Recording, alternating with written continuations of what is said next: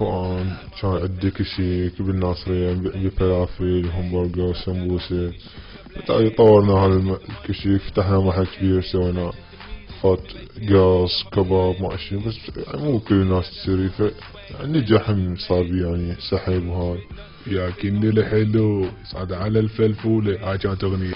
فتعرفون يعني نجح شوي يعني، بس زادت يعني اسعار الطماطة وهاي الخيار الزلاطة، هم زيدنا الاسعار مال الفلافل وغليناها شوي، بس الناس يعني ما كانت تشتري هواي يعني.